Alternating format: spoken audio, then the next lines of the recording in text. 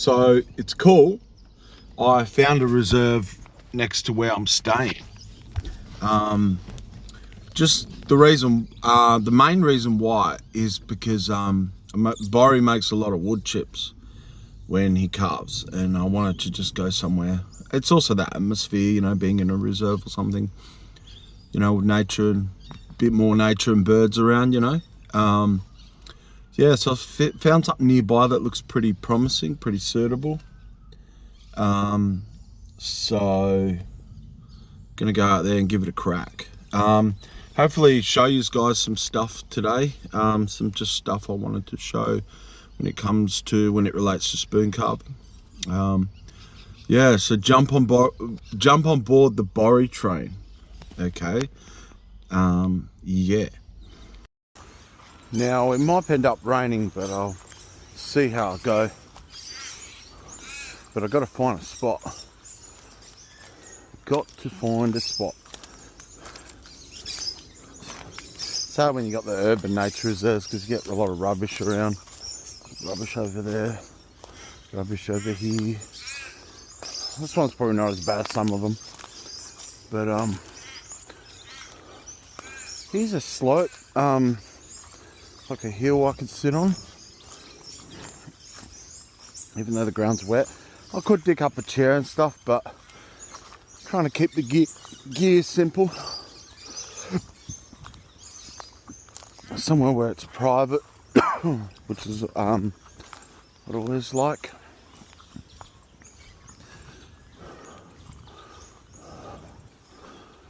Yeah, looks like this hill is it. I don't know what's up on the hill. Let's have a look-see of what's up on this hill. Oh, cool. Oh yeah. Oh yeah, cool. So it's a biggish place. Oh, there's ducks down there, perfect. I'll sit up here. There we go, guys. Found my spot. Lots of birds. I don't know if you can see the ducks. They're down there. The bad guys are right there. But yeah, so this is where I'm gonna be. So we found our spot. Borry's found his spot. I'm feeling pretty ambitious, I guess. I've got a piece of macadamia wood still from a Queensland trip long ago. Or it feels long ago now. Could even be a year ago, actually. It's a beautiful piece of macadamia. Probably cut it in half. That way I get more spoons out of it. But I'm thinking of doing my special spiral design on it. So jump on board the Borry train again, and let's go cut it up and start axing out our spoon. So there's a post right below my little setup where I'll do the axing out. So put our axe down. Right. What we do, got my little saw again. We roughly cut it in half, so I get 2 spoons. Kind of trying to savour this beautiful piece of macadamia wood.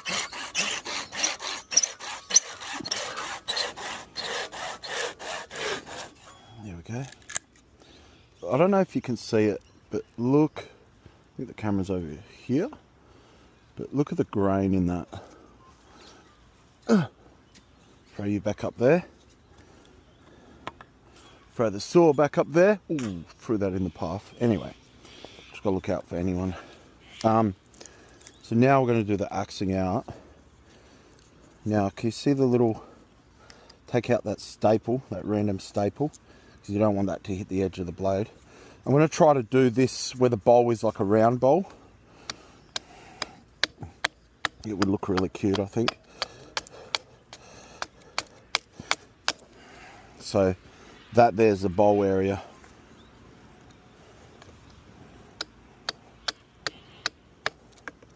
Much more stable the last place I was roughing out a spoon. Again, the little axe.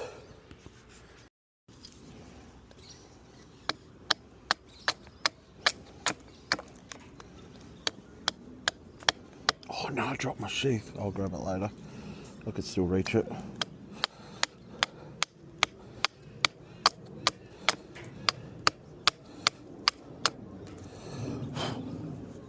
So get some of the bark off.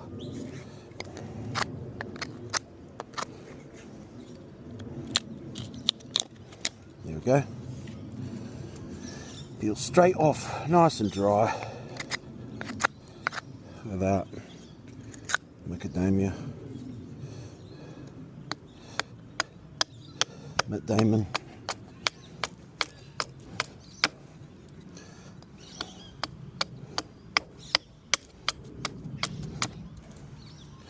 See, I'm just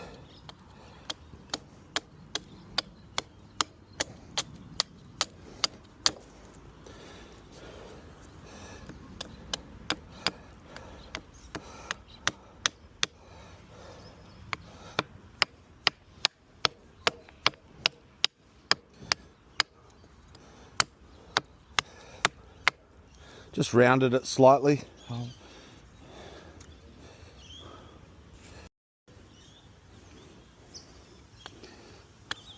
Getting there.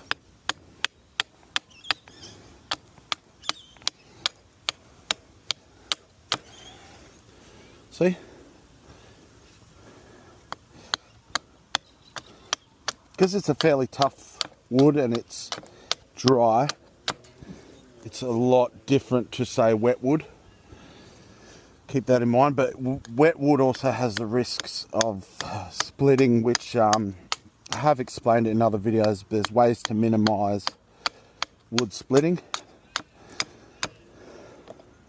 Like, you don't want any sharp edges at the ends when you've got wet wood, because that's where it will start splitting from, and it will just grow from there. So you blunten all the edges off very quickly. Even the temperature you're working in, if it's a really hot day, can really get more splitting. Where today's very humid because it wants to rain, it would actually be less susceptible to splitting, believe it or not, because there's already a lot of moisture in the air. All these nuances you learn with woodworking, stuff that certain cultures like Japanese culture have understood for even probably thousands of years. Slowly getting there.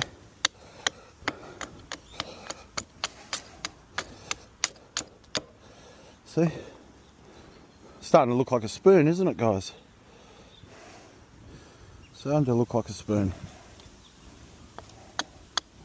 You've heard me say in other videos perhaps, but you want to do as much of the axe work as possible because of all the removal you're doing with that axe. And you definitely, with spoon carving, you just enjoy all the processes.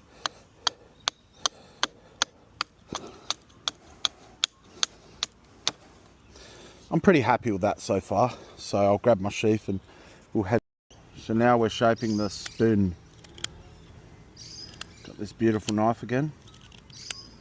The one last strip I slightly cut myself, so I got to be extra careful.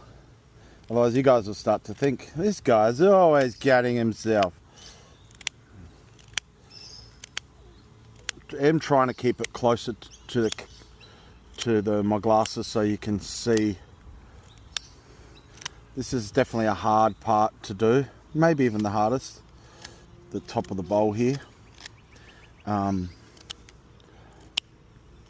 But like I always say, just enjoy all the processes of the spoon carving experience.com.au. You know what I mean? See, you might be thinking, oh, he's cutting towards himself, but you need to understand something. See how I'm holding it in the grip, and see the thumb? So it's mounted. What I'm not doing is free handing it like this towards myself. That's a big no-no. Very big difference, guys.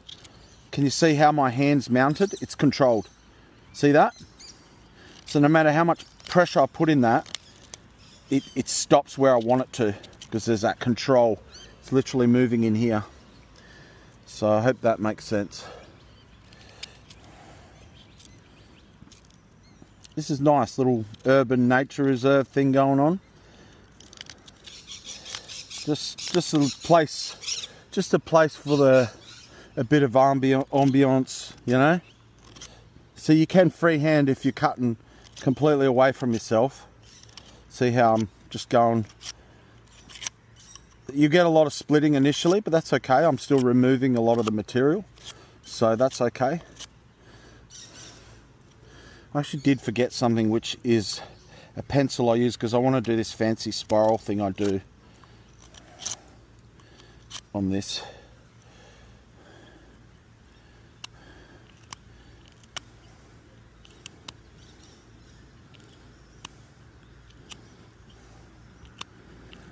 But yeah, this will be a beautiful spoon, because like, I don't know how much you guys can see it on the camera, but the grain is phenomenal. The medullary rays in this macadamia is just gorgeous, absolutely gorgeous. I mean, it's pretty on par in my opinion with silky oak.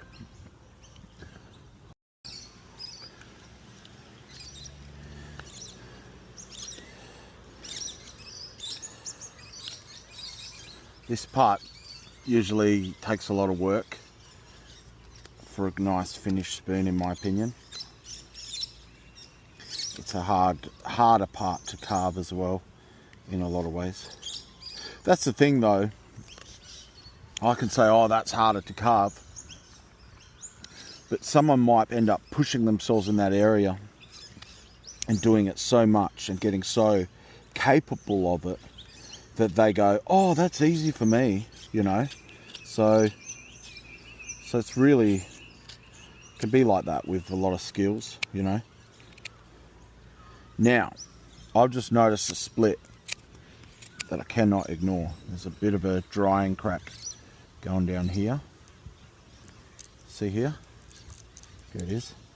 So now what I'll do is I have to get rid of it, which I just did. You really have to get rid of the splits, guys. As much as it might be heartache, or you have to make the choice quite often with spoon carving. It's like, see, it's taken the bigger end off here, but that's all right. I'll fix that up. But sometimes you make those hard decisions, like I'm going to stop working on this spoon, for example, because there's a crack through the bowl. There isn't in mine, not that I can see, definitely not. But you have to make those decisions, because you end up wasting a lot of time. I mean, it's not time wasted really, because you're learning, but yeah, you're better off just stopping and going, okay, that didn't turn out, that's okay, that's okay. Put your big girls pants on or whatever, and get back into it, you know. It's definitely a part of spoon carving that you have to, I guess, accept sooner or later. It's like, oh man, people only saw how many spoons that didn't turn out, you know. And I'm fairly accurate now, but that's because of all the mistakes I've made. That's it. Not because I haven't been making them, because I don't make them now because I made so many. And and sometimes the spoon will kind of dictate what the spoon's going to be because of certain things you've had to work around, like the piff on one of the other spoons I was working on the other day, that some of you might have seen. But yeah, so you really gotta, you just gotta learn that that's a part of spoon carving, is working with the faults, working with the material, all of it, and understanding how you can minimize certain things, and certain things are out of your control, just like life. Whoa, you didn't have to get all deep on us. This is going to be a really epic spoon, I believe.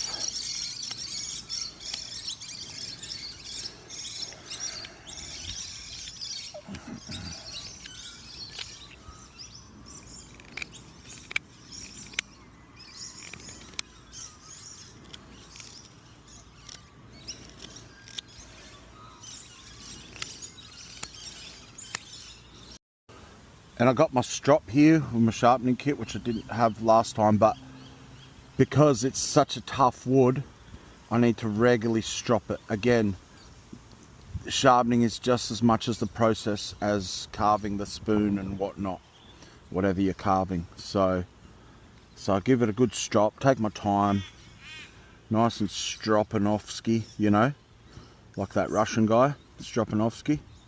But yeah, important. This is a very spoon carving thing I want to say, is when I said you don't carve out the bowl with the hook knife, you know, the depth of the bowl, when I say you don't do that till you do the outside, the actual thickness of the bowl, which no way it's going to be this thick at the end of it, or that blunt profile at the end, but you can, as long as you've got this outside circumference where you want it, you can start digging that out, because that part there can come later too. So I thought I'd make that point. I'm not filming the entire process of this spoon just because I said in other videos, I don't feel a lot of us have attention spans, you know, maybe to watch a ginger carve a spoon the whole way through, because this one definitely takes a lot longer than that one I did in the other video for a bunch of reasons. But it can really vary the time spoons take to carve too, depending on your tools, if it's wet or dry wood, etc, etc. So yeah, so keep that in mind. So I'm still not carving the bowl though, because there's still a lot of work outside of here that I want to get done.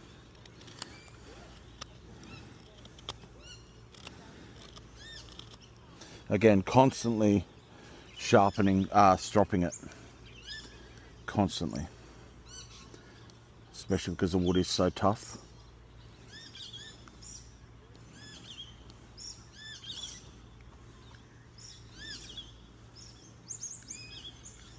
And you actually notice the difference every time you strop it, how much those burrs aren't there, because look at that, straight after I strop it, it's like gliding through it like butter. And again, what I've said in another video, in a sharpening video a couple prior to this one, is because this is a thin blade, it wants to keep going into the wood, so you can get a lot of splitting with thin blades. You don't have that as much control in that regards. The blade just wants to cut right in.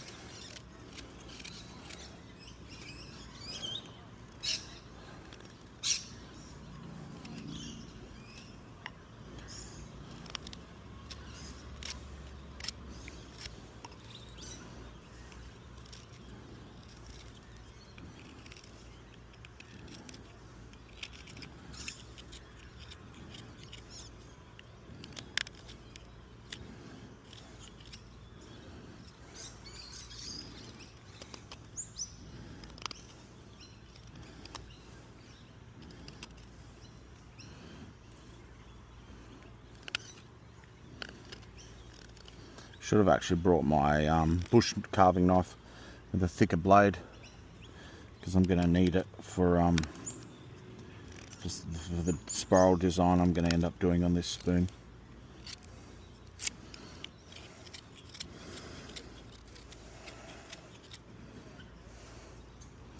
See, look at that. It's going to be such a beautiful spoon.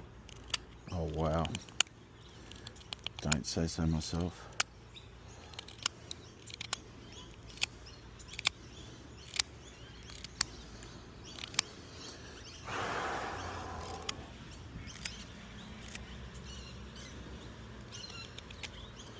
Yeah, one of my mates I met along whilst travelling that does a lot of social media stuff, he's getting into spoon carving, which is part of the reason I've been doing a lot of spoon carving videos, to help him out, but obviously for you guys too, you know. Look at the duckies just playing over there. So I'm ready to start deepening out the bowl, and I'm going to start with a normal, so to speak, hook knife. This is one of my many hook knives. This is a really nice one. It's the, what do you call it? Same brand as this, Flex Cut. So it's an awesome brand. It's a really good spoon knife. You ready, guys?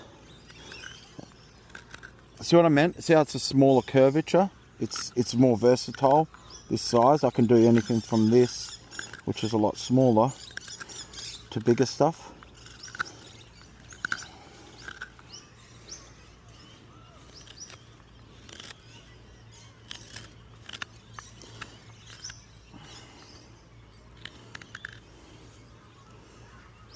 Hopefully he's capturing, I'm capturing a lot of this. See how each part of the bowl is taken from a different angle? And that's something you get better at. Because it's very unnatural to do that initially. You want to take everything from one angle. Because you're like, oh, where do I come from in this angle now, you know? And some angles are harder than others. I've been doing it for a while, so I'm not too bad at it now. I know each angle pretty much to come from. Whew. Such a tough piece of yeah, material. Let's drop this. I got a confession to make. I forgot I had this really nice hook knife here. I have another one that's a brand called Morakil,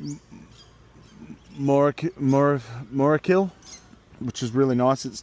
I think it's Swedish, which is really nice as well. But I forgot I had this really nice one too.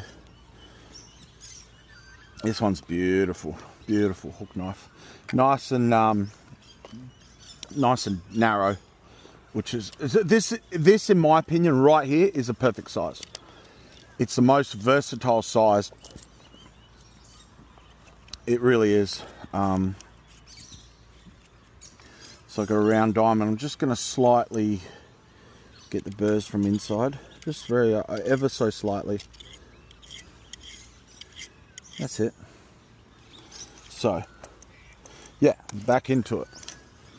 Oh, wrong spoon. That's another one I haven't finished.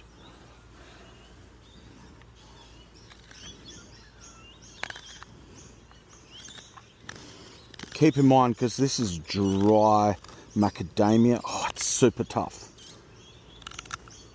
So it's definitely not what I would call a beginner's wood. No, not by a long shot. I would recommend something like poplar, which is this. Like the difference, like this one, like look at that guys, look at that, just shreds off. See what I mean? And this is still a great wood, wood spoon, like wood to use for spoons, but yeah, big difference. Big difference in how hard it is to carve. But you have a sturdier spoon for sure. Because of the small size of this spoon and the hardness of the wood, I would imagine it would be fairly hard for a beginner to work on this spoon, and they wouldn't even come close to how quickly I'll get it done. I really do make it look easy. It's not just my opinion.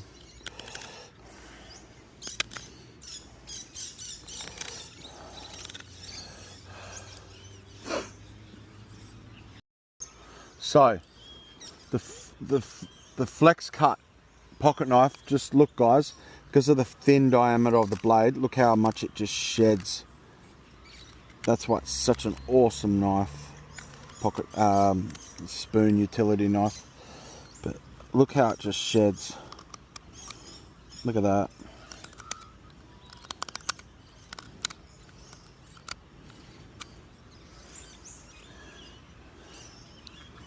Try the gouge again.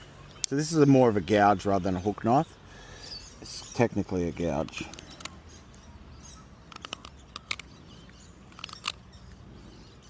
And even the gouge is quite amazing. So yes, this is probably, in my opinion, slightly better than even the hook knife for such a small spoon. Yeah. So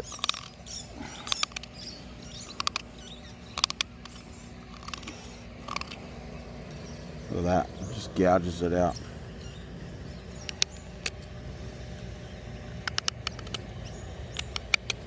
Hear the wood sound as I'm cutting it? It's like, oh, that truck is so noisy. Oh, wait, noisy truck. See? He went away, he listened to me. But, how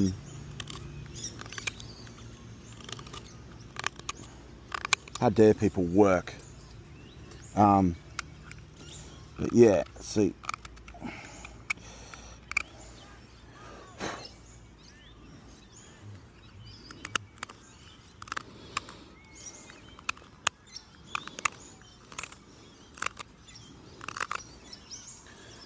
So it's nearly, I wouldn't want it too much deeper. Otherwise it's not as, but obviously then I've got a lot of removal. I've got nearly about half an inch of removal of the back of the spoon.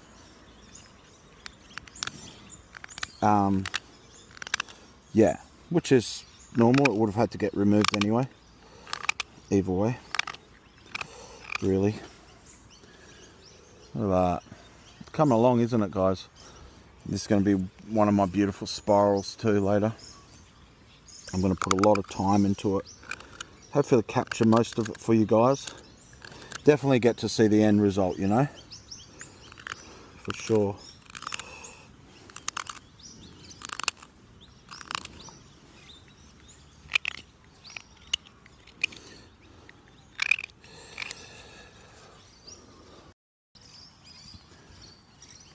Bit more on the bowl here. Haven't got too far on the bowl to go.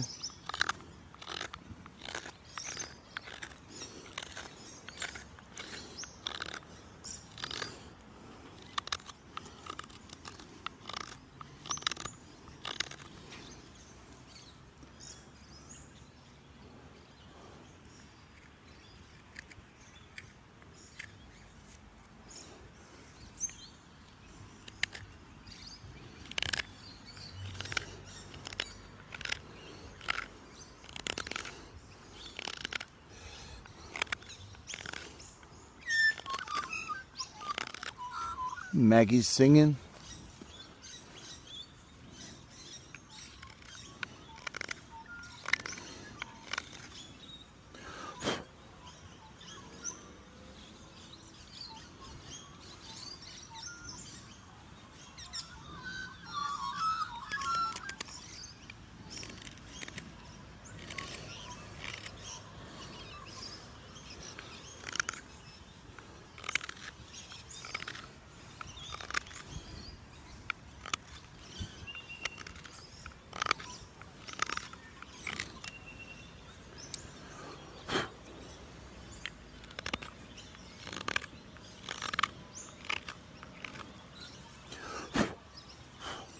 Don't want it much deeper. I think that's pretty good. It's more than a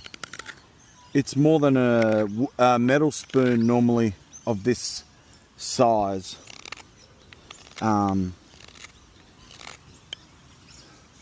got some good depth, I think, sufficient depth. The rest is just all this removal that's going to happen on the outside here. I really don't think it needs too much more depth. I'll give a little bit more. I like my bowls to be very complete, good depth. I want people to, when they use them, people that use them than metal spoons, and you might be like, well, how? Because metal you put in your mouth, you don't want it to hit your teeth, but these are so smooth when they go in your mouth. They're just, you don't know until you've tried it.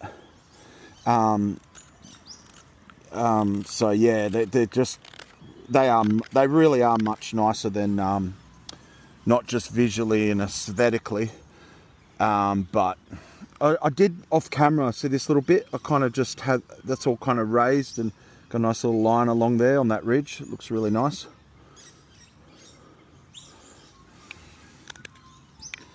And that's just preference in design. It's just, all my spoons are really different because I don't follow a fixed style, even though some spoon carvers do. I feel like a lot of them do. That's fine.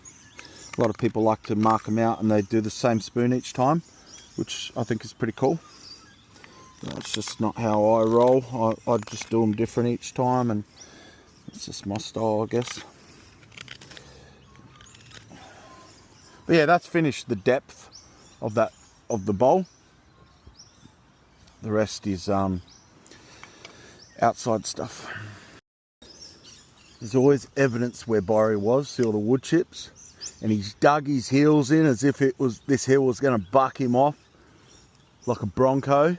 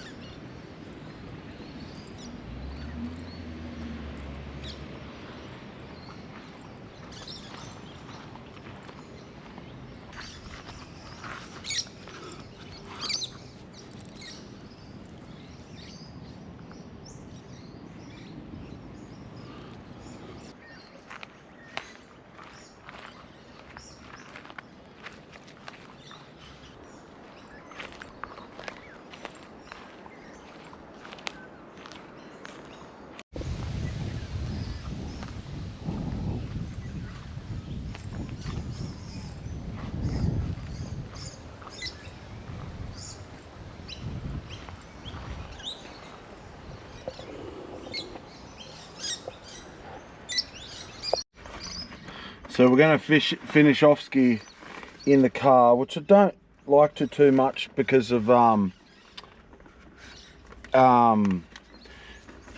wood chips everywhere. So yeah, I'm going to draw a spiraling line, not a line like a, you know, roaring line, just a line.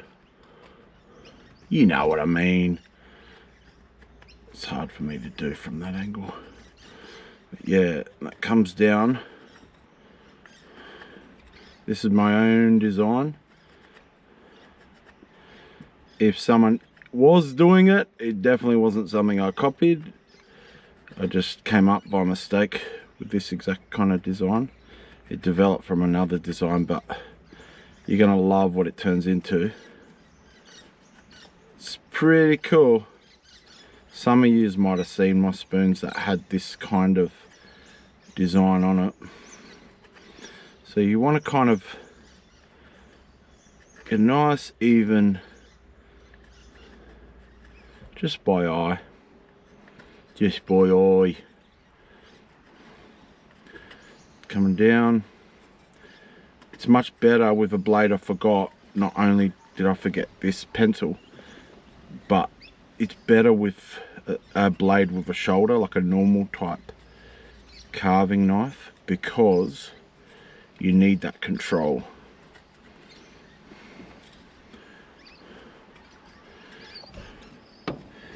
And then you'll actually score it. So I've got my puku knife, so right on that line you'll just put like a bit of pressure down with a blade, score it. Man, it's so humid today. It's not even hot, it's just really humid.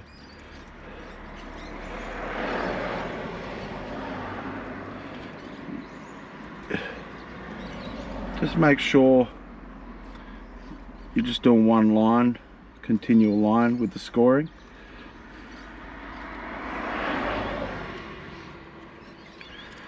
You go right down, following your line, right until it ends.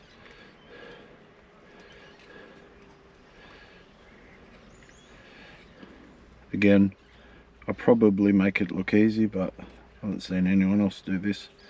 I've done it many a time. So now I've scored that line that I've marked on. It might be hard to show, but what you're doing now that you scored the line, from underneath, you just slice it up, and then from the scoring line, you can press your blade and clip off those shavings.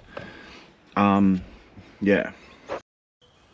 So I've left my van, which is right there, and I'm just sitting by a drainage system to finish scoring.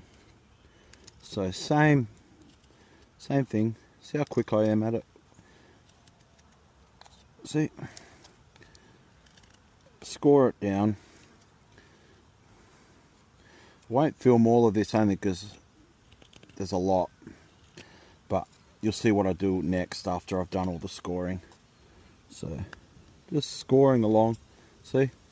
And that line that I've cut in, that's my guide that I've also drawn on. But you more draw it on to get this cut in, the score cut. See how right before that line I stop, and then I'll get the blade. See, wood chips just fall away right before it. You don't want to split past that. It's quite forgiving, like if you do every now and then, there's ways to repair it. But that's how you do it.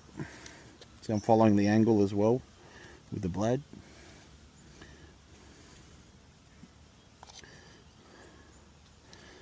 Gets a little bit harder when you get knocky bits like I've ran into right now, but you just keep going. Makes it a little bit harder.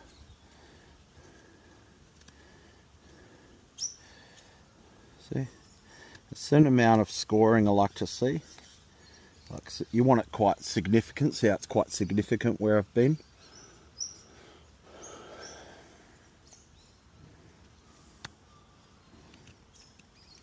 See.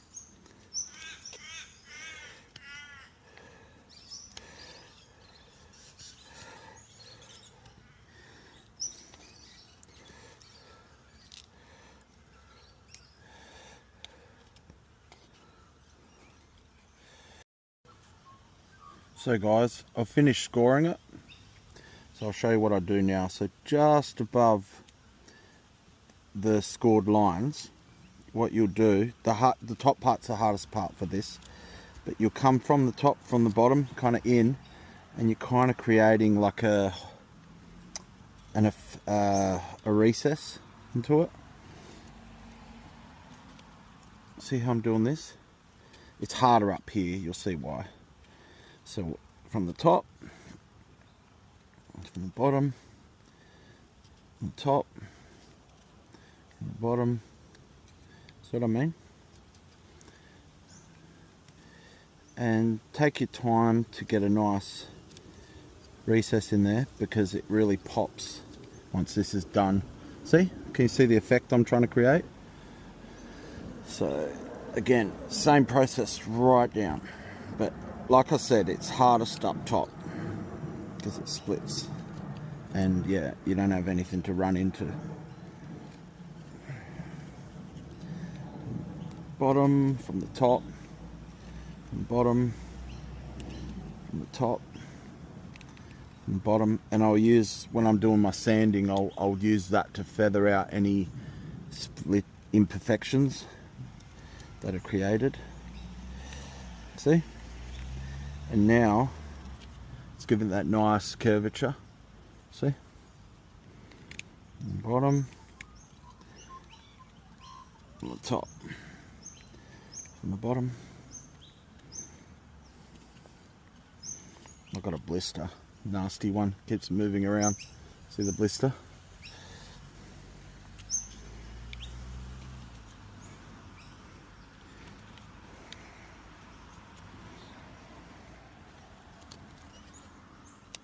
I haven't been carving a lot. My hands are quite delicate. Probably should have wore a glove.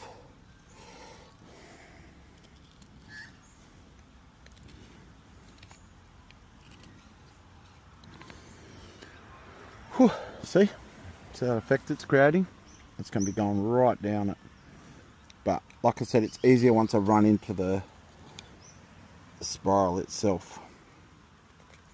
This is the hard part of this process, for sure. It's hard when you've got a blister too that's in the way.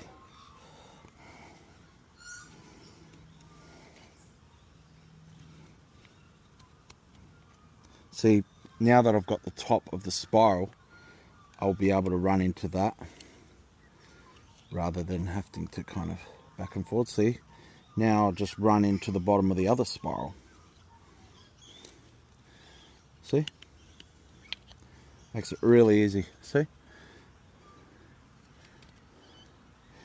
this is actually, to do this spiraling is just as hard as carving the spoon. You think it's, oh man, that blister. You think it's just garnishing, and even though it is visually, it's just as much work.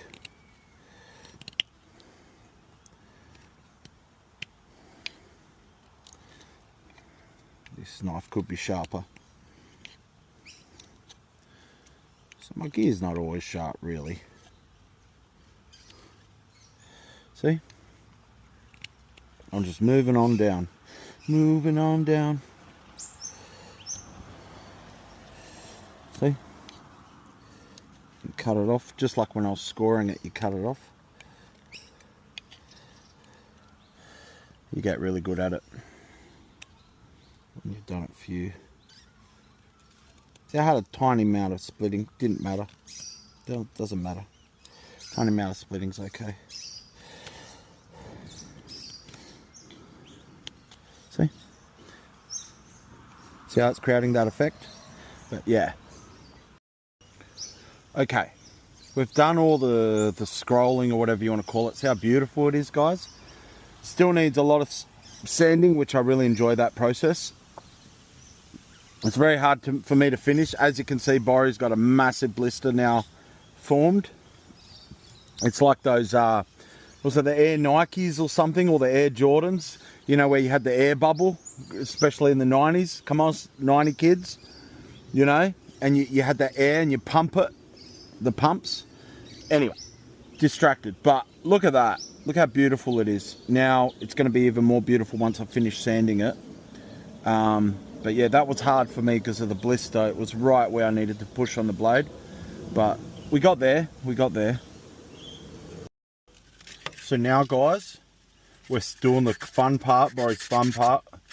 Makes a bit of dust in my van, but hey.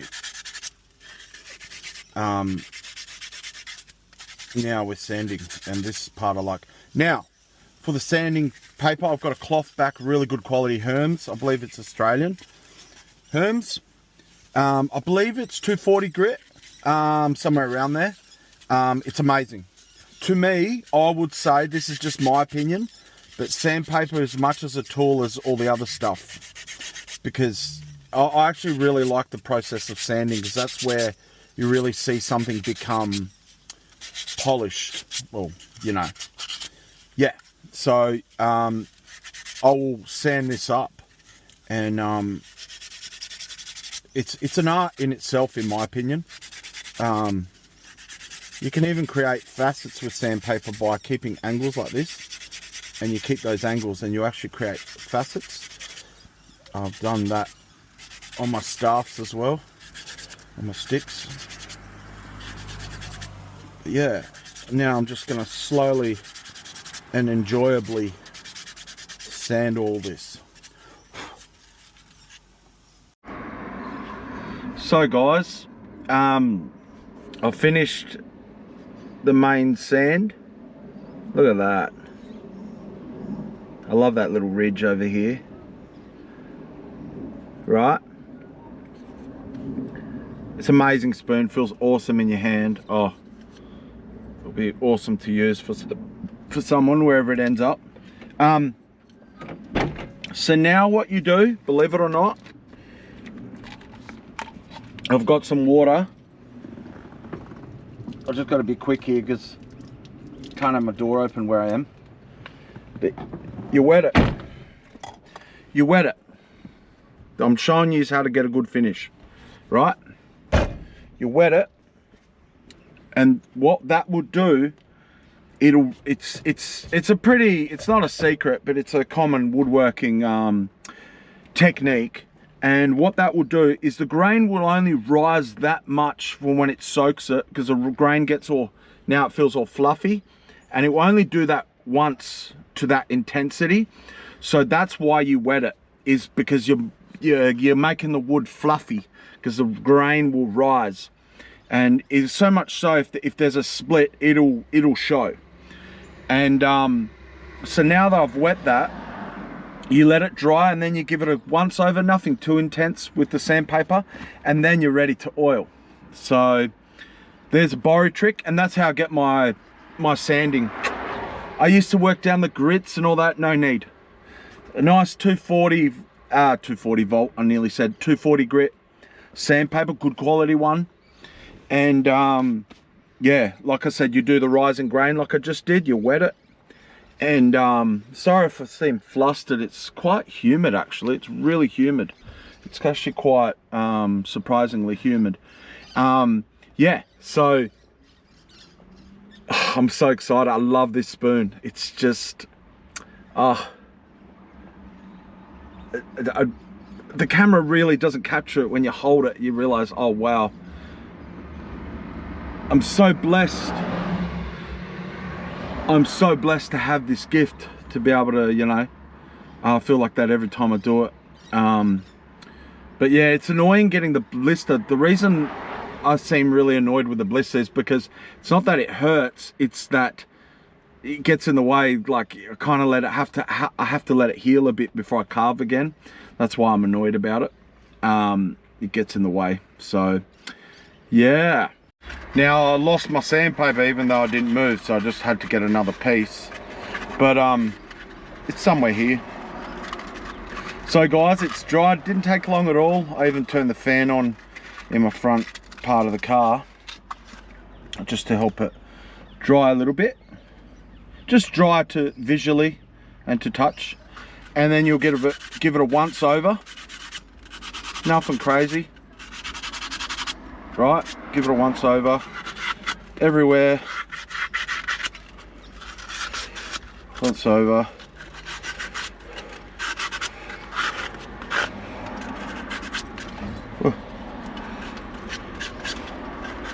Because it's got the spiraling, it's obviously takes a little bit longer to sand it as well.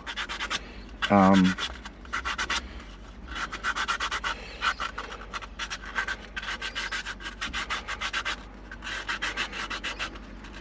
going to also show you right now, which I'm pretty excited about because I don't always show this part for different reasons. What I use for oil.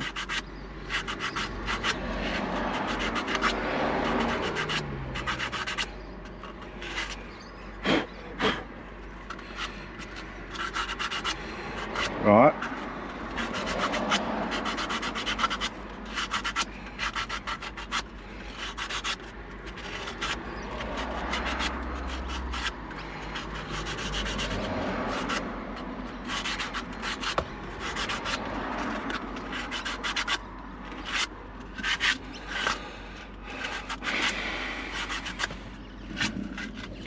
Okay, so now that's had that once over. Now I highly recommend, it's called Macadamia oil.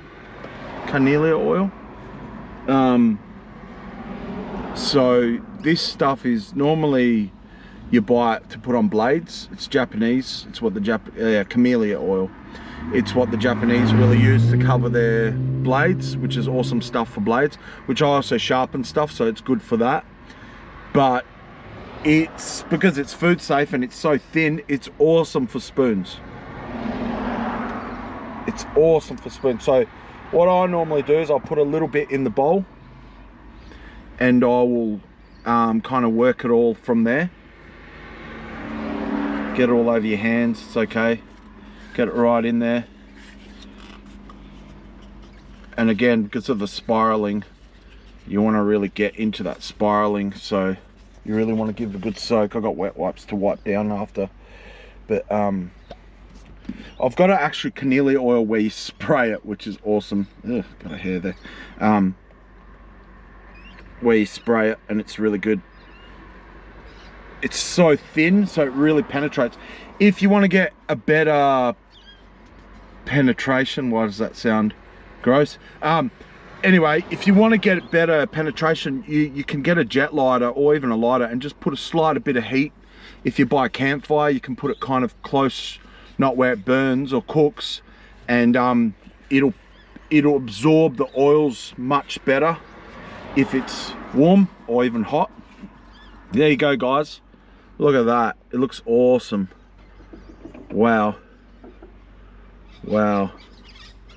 Turned out really well. I'm going to be looking at this for hours. That's how it is, man. But look at that beautiful sparring. That's my own design.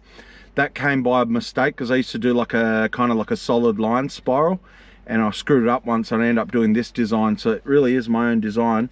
And the first time I actually started doing it was on this same wood from this same tree, which is macadamia.